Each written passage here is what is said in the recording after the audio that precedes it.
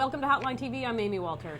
And I'm John Mercurio. All right, it is time to start talking seriously, Amy Walter, and I do mean this, seriously about the New Jersey Gov and the Virginia Gov races. Time is running out on both campaigns, and most people have already written, the GOP Renaissance storyline. You're hearing about the likely victories, if you will, of Chris Christie in New Jersey and Bob McDonnell in Virginia.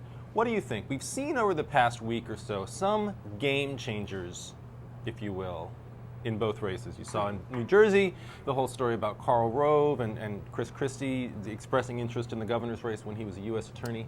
And we've seen in Virginia the Deeds campaign trying to change the topic, a new poll, though, coming out showing McDonnell ahead. What do you think can happen between today and Election Day that has not occurred already that could change the dynamics of this race? What don't we know yet that we could or could not know by Election Day? Whew, now that. Wow, that was a lot. Okay. All right, let's start with New Jersey. We'll go north-south, as it were. Or alphabetical. Right. Here's what we know. John Corzine. Yes. He's not going to be any more popular. People aren't going to like him. The way he wins this race is that people do not like Chris Christie. Okay. How does he do that? Right.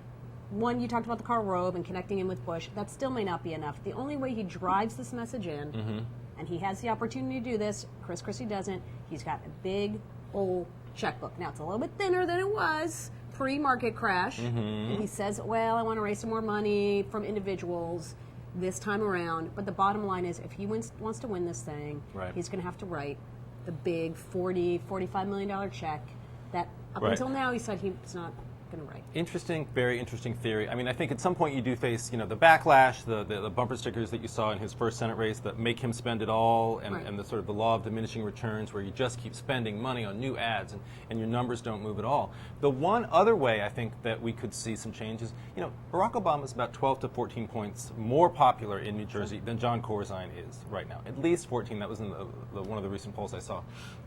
He has not gotten involved. In fact, over the past couple of weeks, as Democrats have become increasingly tarnished with ethical scandals, not Corzine himself, but the party, you've seen Obama and the whole sort of White House political operation much more reluctant to involve themselves in that race. It's an important race, and I think between now and Election Day, and I think it's a big if, we see Obama become more hands-on, more involved, more up there campaigning with Corzine, attaching himself to Corzine and Loretta Weinberg, you could see some movement in the numbers. I mean, the real caveat there, though, is we saw the poll that came out when Obama did travel to visit Corzine, that people didn't really connect the two. But I think that you could, if Obama started going up there every day, running a lot of television ads on Corzine's behalf, maybe see some movement. That's not going to happen, though.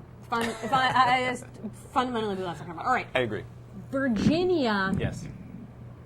We all know that the game changer in the primary was the Washington Post endorsement of Creigh Deeds. Yes. Could it be again for Creigh Deeds, or has that sort of run out of steam? Clearly, what we saw in the Washington Post poll was that Deeds is not doing as well in Northern Virginia, or we can say McDonnell's doing better in Northern Virginia than previous Republicans have done. He's campaigned heavily. He's running ads up here. He's using his hometown Can roots. the Washington Post be the decider again?